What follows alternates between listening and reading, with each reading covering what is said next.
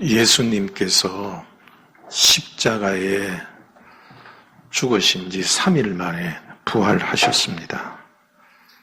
사도들은 예수님이 부활하셨으니까 얼마나 기뻐요.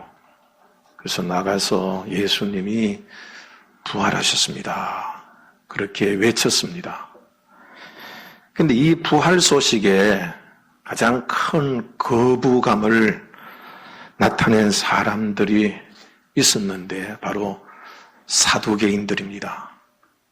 이 이스라엘에는 세 개의 종교 분파가 있었어요.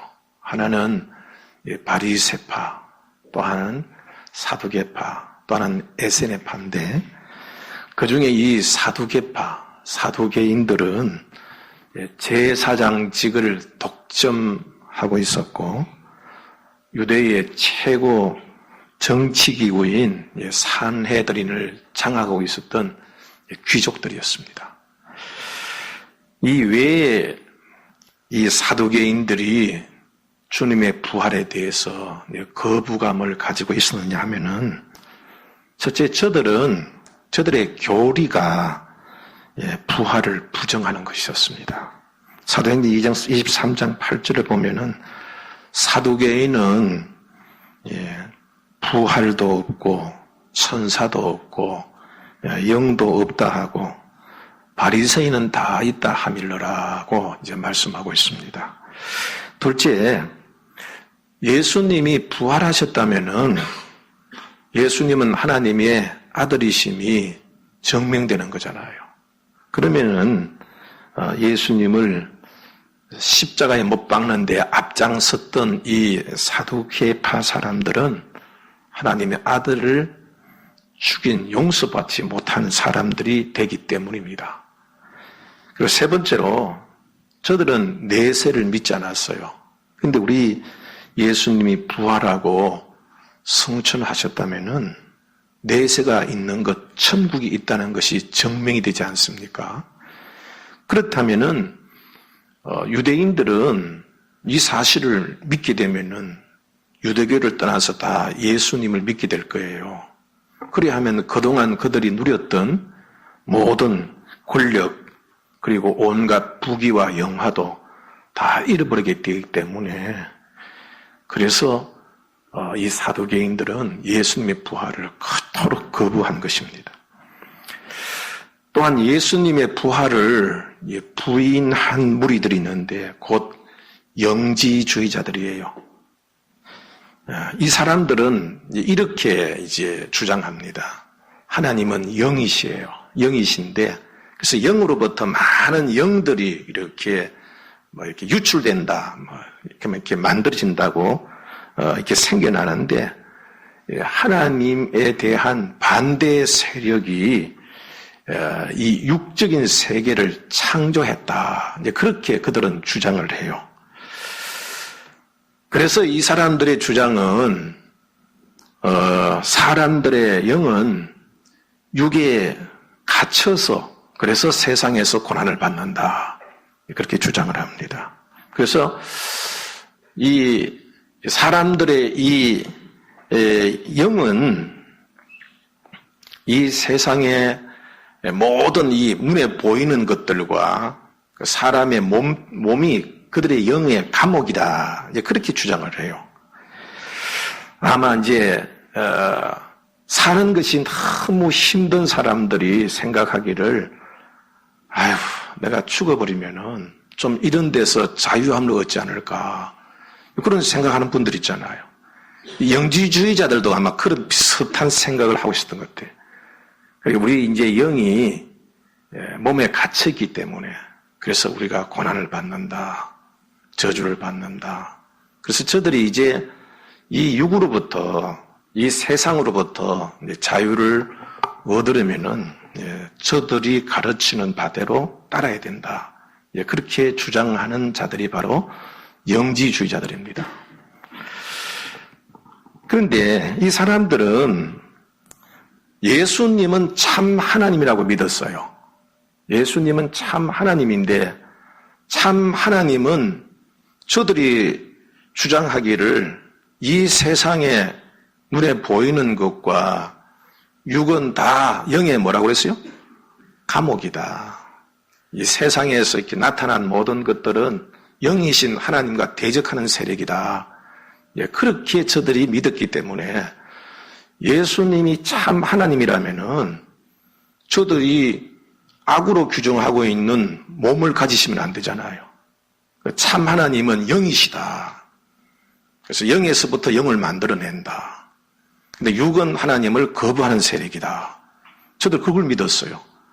그리고 하나님이 참 하나님이라면 그러면 저들이 주장하는 이 몸은 악인데 몸을 가지면 안 되잖아요. 그래서 이 사람들이 이제 그럼 예수님이 눈에 보이는 것은 무엇이냐 물으면은 사람들이 환영이나 이렇게 영혼을 이렇게 본다 그러잖아요. 그렇게 보이는 것이지 진짜 예수님의 몸은 아니다.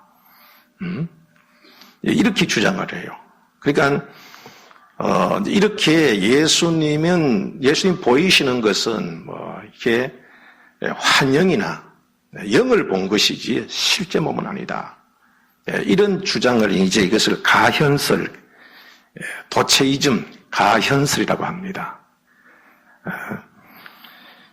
그래서 이 영지주의자들은 예수님이 육체를 입지 않았기 때문에 십자가에 죽으신 그것도 그냥 이렇게 가짜다, 가짜다. 그냥 눈에 보여서 진짜 아니다. 그러니까 고난을 받으실 이유도 없죠. 죽음도 고통도 실제 있었던 일이 아니다. 그렇게 이제 주장을 했습니다.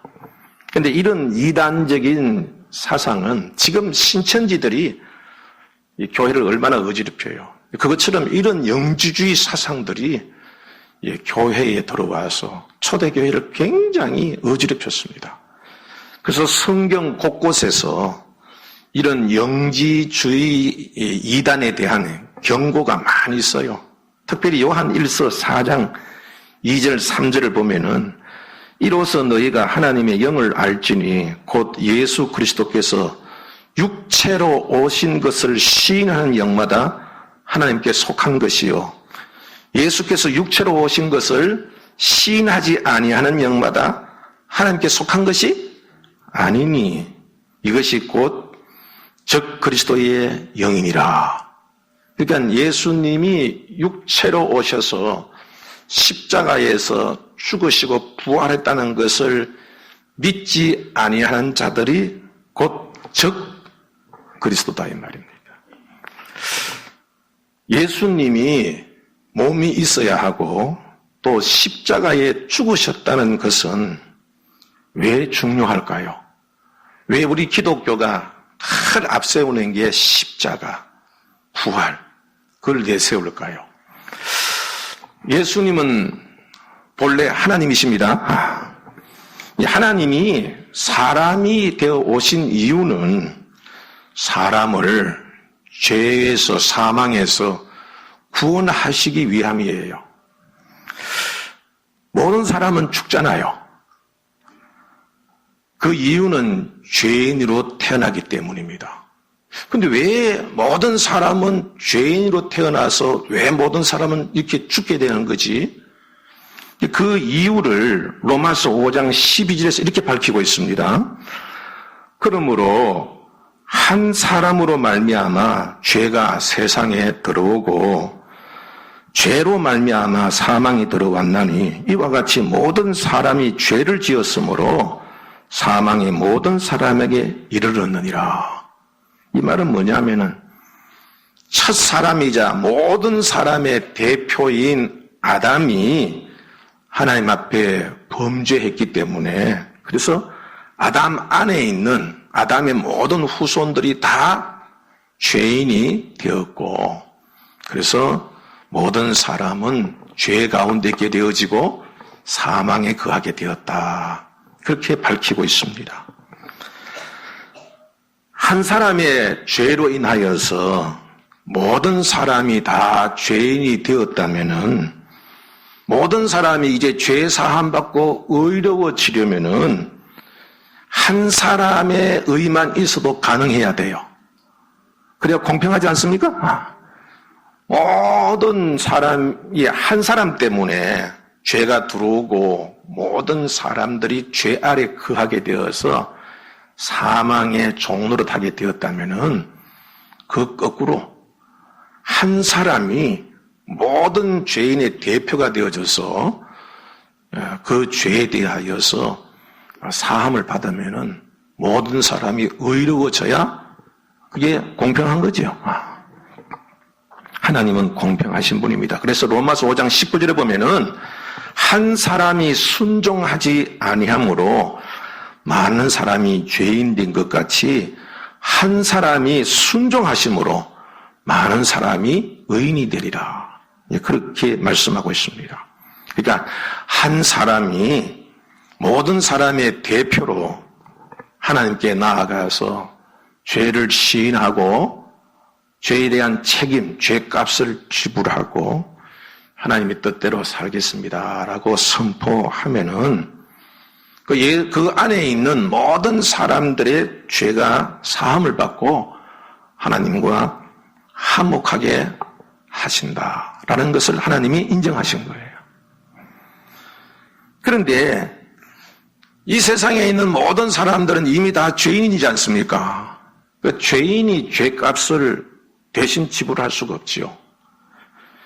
그래서 죄값을 치르기 위해서는 죄 없는 사람이 필요했습니다. 그래서 모든 사람을 구원하기 위하여서 하나님이 친히 동정녀 마리아의 몸을 빌려서 성령으로 잉태되어 사람으로 이 세상에 오시게 된 것입니다. 그리고 모든 죄인들의 대표로서 십자가에서 죄값을 치르심으로 죄사함의 길을 여신 줄 믿습니다.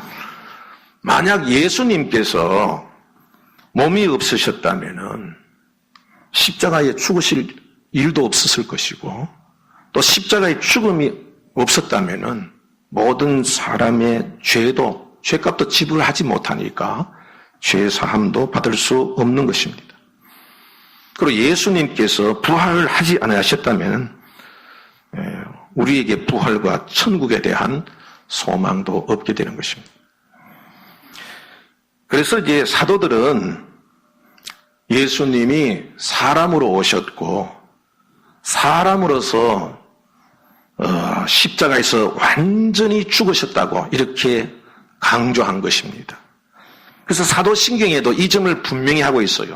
우리 사도신경 할 때 예수님에 대한 부분이 나오죠. 우리 주 예수 그리스도를 믿사오니. 이는 성령으로, 왜 성령으로 잉태하셨을까요? 죄 없애야 하시기 때문에 성령으로 잉태하사 동정녀 마리나 본디오 빌라도의 고난을 받아 십자가에 못 박혀 죽으시고 이 사실을 분명하게 십자가에 죽으셨다. 이 점을 그렇게 분명하게 한 거예요. 이 점이 없으면 인정이 되지 않으면 우리에게 죄사함도 구원도 없기 때문입니다. 그래서 예수님이 십자가에서 죽으셨다는 것은 성경 곳곳에서도 명명백백하게 밝히고 있습니다. 첫째 마가복음 15장 43절에서 45절을 보면은 아리마대 사람 요셉이 예수님의 시체를 주십시오. 그렇게 부탁을 하자 빌라도는 십자가의 처형을 맡고 있는 백부장에게 사망 확인을 하고 요셉에게 그 예수님의 시신을 그렇게 내어 주었습니다. 이 백부장은 십자가에 처형한 책임자예요. 그렇기 때문에 결코 죽지 않으면 이 신을 내어줄 수가 없었겠지요. 둘째로 예수님이 십자가에서 죽으셨다라는 사실을 증명하는 것이 요한복음 19장 31절에서 34절에 있습니다. 그 내용을 보면 이날은 준비일이라 유대인들은 그 안식일이 첫날이므로 그 안식일에 시체들을 십자가에 두지 아니하려 하여 빌라도에게 그들의 다리를 꺾어 시체를 치워달라 하니 군병들이 가서 예수와 함께 못 박힌 첫째 사람과 또 그 다른 사람이 다리를 꺾고 예수께 이르러서는 이미 죽으신 것을 보고 다리를 꺾지 아니하고 그 중 한 군인이 창으로 옆구리를 찌르니 곧 피와 물이 나오더라. 예수님이 십자가에 달리신 날은 금요일이에요, 금요일. 그런데 금요일 해질녘부터 안식일이 시작되잖아요. 그런데 안식일 중에도 유월절이 있는 안식일은 다른 안식일과 구별돼요. 그래서 큰 안식일이라. 그래서 큰 안식일이라 그랬어요. 그런데 안식일은 거룩한 날이죠. 근데 거룩한 그날에 이 십자가, 나무 십자가에 죽어 있는 시체가 죽어서 매달려 있다는 것은 그 안식일 자체가 부정하게 되는 거예요. 죽음은 시신은 부정한 거죠. 그 안식일 날, 그 큰 안식일 날 시신이 또 걸려 있으면은 그 날 자체가 다 부정하게 돼 버려요. 그러니까 유대인들은 그거는 보통 심각한 문제가 아니에요. 그래서 이 사람들이 이제 오늘 죽을지 내일 죽을지 알 수가 없어요. 그래서 이 사람들이 살아있더라도 빨리 죽여서 오늘 장사 지내게 해주십시오. 그렇게 부탁을 한 거예요. 근데 이제 사람들이 십자가에서 죽으면은 그 원인이 어떻게 해서 죽는다고 생각하세요? 피를 많이 흘려서 죽겠구나. 그렇게 생각하지만 그렇지 않답니다. 이 사람들이 이렇게 손과 발에 이렇게 막 묶여 있으면은 이제 설명할 수 있는 것은 이제 복잡하지만 이게 숨을 못 쉰대요. 그래서 결국은 십자가에서 죽는 결정적인 요인은 질식사라예요. 숨을 못 쉬어서. 그래서 어떤 사람들은 십자가에 매달려가지고 일주일, 열흘, 보름까지 가는 사람이 있대요. 숨만 쉬면 사니까. 그러니까 오래 다닐 수 없잖아요. 그래서 이제 다리를 꺾는 것은 출혈을 일으켜서 과다출혈로 죽게 하는 거예요. 그래서 다리를 꺾어서 그냥 살아있는 사람이라도 죽여버리려고 하는 거예요. 그래서 빌라도가 그 부탁을 듣고, 안식일 날 부정하면 안 되니까, 내일 또 죽으면 안 된다. 오늘 저녁에 죽어도 안 되니까 미리 죽여라. 그러니까 병정들이 가서 뭘 꺾은 거예요? 다리를 꺾은 거예요. 과다출혈로 죽여버리려고. 살아있는 사람이죠. 살았으니까 다리를 꺾었겠지요. 그런데 예수님을 이렇게 가서 보니까 이미 죽으신 거예요. 그래서 다리를 꺾지 아니했다는 겁니다. 근데 그 대신 옆구리에 이제 창을 이렇게 찔렀어요. 죽음을 한번 확인해 본 거예요. 사람이 죽으면 심장이 멎어버리죠? 심장이 멎어버리면은 피가 돌지 않기 때문에 이 피가 피 속에 있는 좀 무거운 성분인 적혈구는 깔았는데요. 그리고 그 위에 이제 피의 성분 중에 가벼운 물 있잖아요. 물은 이렇게 분리되어서 뜨는 거죠. 옆구리에 창을 이렇게 찌르면은 피만 나오는 게 아니라 뭐 나오겠어요? 물도 나와요. 그거는 심장이 멎었다는 증거예요. 그러니까 그것을 로마 병정들이 이미 여러 번을 통해서 알기 때문에 죽었네? 한번 확인해 볼까? 그래서 뿌리를 창조를 찔렀더니 뭐가 나왔다고? 피도 나오고 물도 나왔어요. 피만 나왔다면은 죽은 것이 아니지만은 피와 함께 뭐이 나왔다면 물이 나왔으니까 이 사람은 죽은 사람이 틀림이 없다. 그럼 다리를 꺾을 필요가 없었죠. 그래서 다리를 꺾지 아니한 채 그렇게 요셉에게 내어준 겁니다. 이것만 보더라도 이제 이것은 우리 예수님이 확실히 십자가에 죽으셨다는 것이 증명이 되지요. 전설에 의하면은 창으로 찌른 자의 그 이름이 론지누스인데 이 사람은 후일 회개하게 됩니다. 그래서 이제 참 충성스러운 주님의 일꾼이 되는데 지금 바티칸 대성당에 가면은 중앙에 4명의 이제 가장 큰 성인들만 이렇게 세워놓았는데 그 4명의 성인 중에 한 사람이 바로 이 론지누스라고 그래요. 예수님을 창으로 찌른 자입니다. 이런 사실을 볼 때 이거는 역사적인 사실이다. 이건 전설이 아니고 창으로 찌른 장본인이 있으니까 이것은 분명히 예수님이 십자가에 죽으시고 부활하셨기 때문에 이거 창으로 찌른 사람도 예수 믿었지 않겠습니까? 예수님께서 옆구리에 창이 찔려서 물과 피를 쏟았다. 이것을 이제 초대교회 교부들은 이렇게 영적으로 해석을 해요. 아담의 옆구리에서 하와가 나왔어요. 그죠?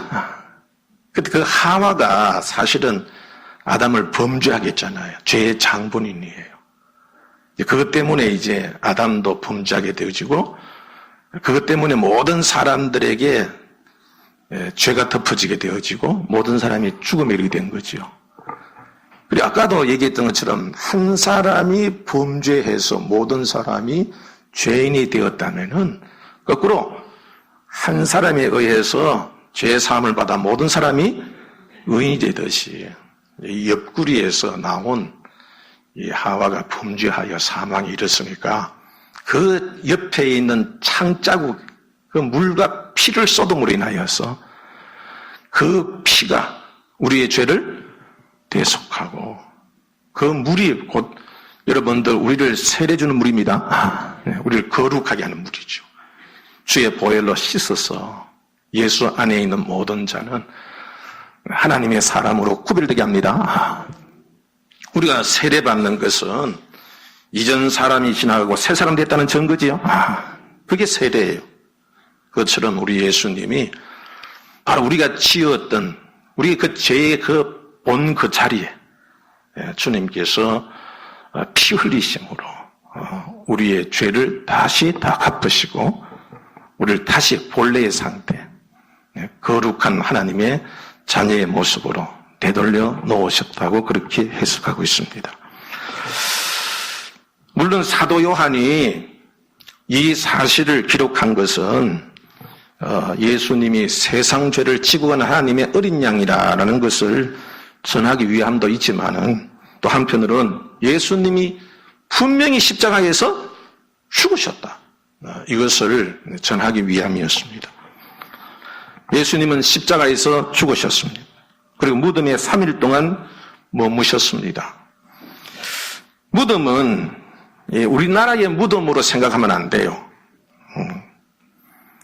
유대인들의 무덤은 동굴로 만든 납골당이다. 그렇게 생각하면 돼요. 그래서 장사 지낼 때에 그냥 시신을 그냥 이렇게 동굴 안으로 넣어 놓습니다. 그러면 이제 시간이 지나면 부패해지겠죠? 근데 다 썩어서 부패해지면은 이제 뼈만 남습니다. 그래서 그 뼈를 모아가지고 이전에 조상들이 있던 그 뼈가 있는 곳에 이렇게 모아요.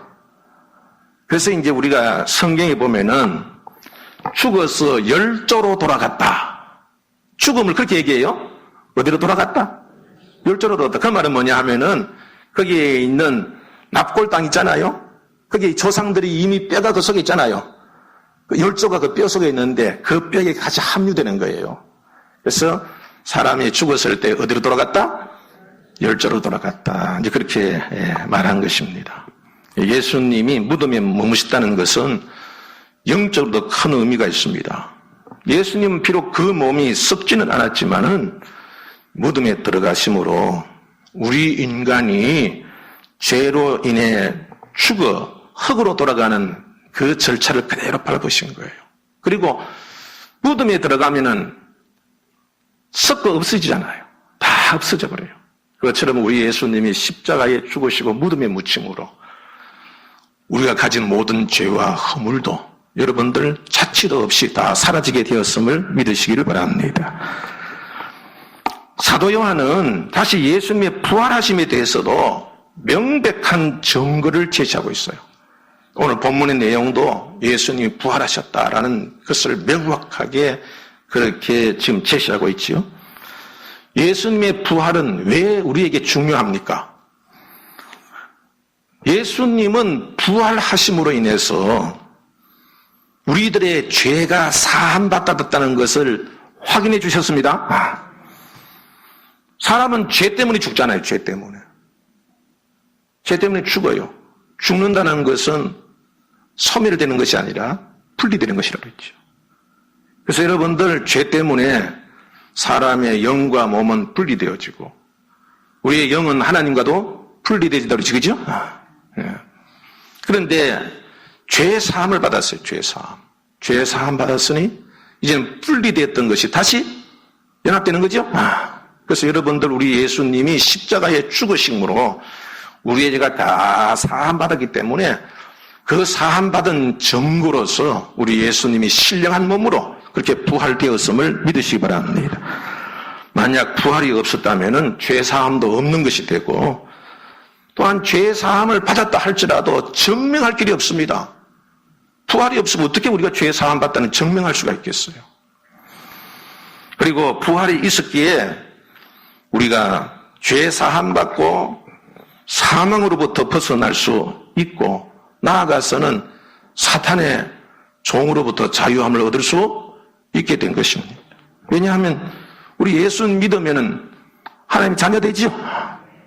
하나님의 백성 되지요. 이제 더 이상 이 사탄에게 종노릇 할 이유가 없어요. 그래서 예수님이 십자가 나면 사탄의 일을 멸하게 되시고.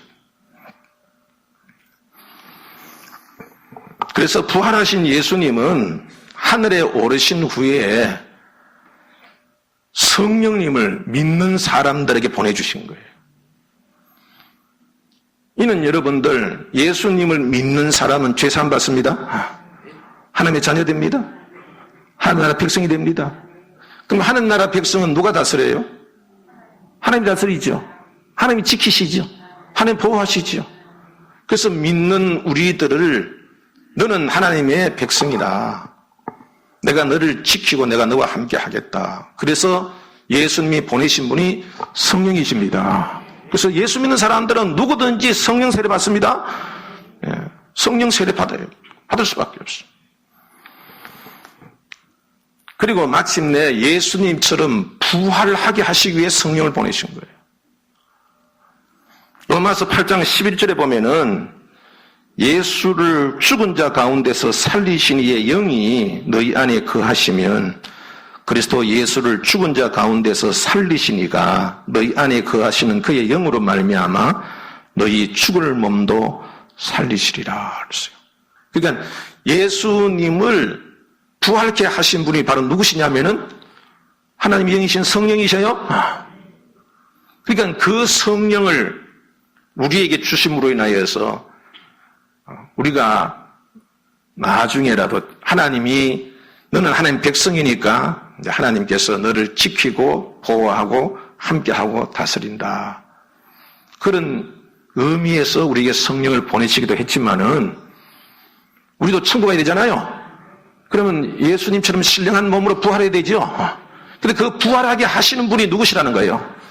성령이셔요. 그렇게 성령을 우리에게 주신 것은 어떤 이 표가 되느냐 하면은 앞으로 예수님이 부활하신 것처럼 예수님 나중에 재림하면 너희들도 뭐 할 수 있다? 부활할 수 있다라는 보증으로서 우리에게 성령을 주신 줄 믿으시기를 바랍니다. 그래서 고린도후서 1장 22절에 보면 그가 또한 우리에게 인치시고 보증으로 우리 마음에 성령을 주셨느니라 그랬습니다. 그러면 여러분들 만약 예수님의 부활이 없다면은 죄사함도 없는 것이고 모든 인간은 영영 지옥 형벌을 면치 못할 것입니다. 주님이 부활이 없다면은 예수님 믿을 이유도 없지요. 그럼에도 불구하고 예수님을 믿는다면 그보다 미련한 사람이 어디 있습니까? 그래서 바울이 그런 얘기해요. 부활이 없다면은 그 죄사함 받지 못하고 우리가 천국 가지 못한다면은 그 예수 믿는 사람이야말로 가장 미련한 사람이고 가장 불쌍한 사람이 아닌가 그렇게 말씀하고 있습니다. 그러나 여러분들 예수님은 부활하셨습니다. 모든 사람에게 부활이 있다는 것을 증명하셨습니다. 모든 사람은 부활합니다. 그러나 예수님 안에 있는 사람은 생명의 부활로 나오고 죄사함 받지 못한 사람은 여전히 여러분들 부활했어도 그거는 심판의 부활로 나갑니다. 그러니까 우리가 부활하는 것은 어디 가기 위해서 부활하는 거예요? 천국 가기 위해서 부활하는 겁니다. 그러니까 우리 몸이 부활하기 전에는 우리의 영혼이 가 있는 예수 믿어서 구원받은 사람들의 영혼이 가는 곳에 간다 이 말이에요. 그래서 부활하면은 천국 들어갑니다. 그러니까 우리의 부활하는 몸은 어디 가게 하기 위해서? 천국 가기 위해서. 믿지 않는 사람도 부활시켜요. 어디 가게 하기 위해서? 그리고 부활은 여러분들 천국 가기 위한 과정입니다. 부활이 없으면 천국도 없습니다. 그러므로 여러분들 우리는 부활이 있음을 믿습니다. 이미 우리는 성령을 받았죠? 성령이 계신 것이 이미 여러분들 예수님이 우리의 죄를 사했다는 증거 아닙니까? 또 성령이 계시다는 것이 앞으로 우리도 부활한다는 보증이 아닙니까? 그러므로 여러분들 우리는 예수님 안에 있는 우리들은 천국에 들어갈 줄 확실히 믿으시기 바랍니다. 지옥에 안 가는 것만 해도 감사한 일이죠. 참 천국은 고사하고 지옥 안 가는 것만 해도 참 감사한 일인데 우리는 이 믿음으로 인해서 여러분 천국 갑니다. 그러니까 여러분들이 믿음을 지키기 위해서 오는 고난이라고 해서 그걸 두려워하거나 그 때문에 괴로워하지 말고 여러분 우리 예수님의 십자가와 부활을 자랑하고 예수 믿는 것을 자랑하시는 여러분들이 되기를 주의 이름으로 축복합니다. 고난받더라도 나는 이 고난이 거룩한 고난이다. 내가 천국 가는 고난이다. 그런 믿음 가지고 그 일로 인하여 괴로워하거나 낙심하지 않게 되기를 바랍니다. 그래서 예수님은 이 부활하신 것에 대하여 그리고 그래서 사도들이 가서 예수님의 십자가의 죽으심과 부활을 증거하지 않을 수가 없어요. 왜냐하면 예수님의 십자가와 부활이 없으면 우리도 구원받을 수가 없기 때문입니다. 오늘 이제 이 시간이 너무 많이 가서 제가 이제 그 내용을 좀 생략하려고 합니다. 오늘 이 본문의 내용 20장 11절부터 18절 말씀 보면은 예수님이 부활하신 그 내용을 상세하게 그렇게 설명을 하고 있습니다. 이건 이제 제가 이것은 이제 생략하려고 합니다. 예수님이 부활하시면 틀림이 없습니다. 무덤이 비어 있잖아요. 무덤이 비어 있고 무덤 속에 가보니까 무덤 속에 예수님의 시신을 감쌌던 세마포가 그대로 있고 이 수건이 잘 개켜져 있었어요. 이렇게 얘기한 것도 왜 이렇게 상세하게 얘기했냐면은 사두개인들이 예수님의 부활이 소문나면은 자기들에게 치명적인 그러한 어려움이 오니까 소문을 냈어요. 제자들이나 누구가 예수님의 시신을 훔쳤다. 그래 놓고 부활했다고 지금 떠들고 다니는 거다. 지금 그렇게 막 헛소문을 냈어요. 근데 이걸 반박하기 위해서 그렇게 이 내용을 지금 상세하게 설명하고 있는 거예요. 만약에 도둑질을 했다면은 여러분들 예수님의 시신의 세마포를 누가 빗겨내가지고 그걸 가지런히 놓을 이유가 없이 그냥 가져가지. 이런 것도 예수님이 부활하셨다는 것을 분명하게 드러내기 위함입니다.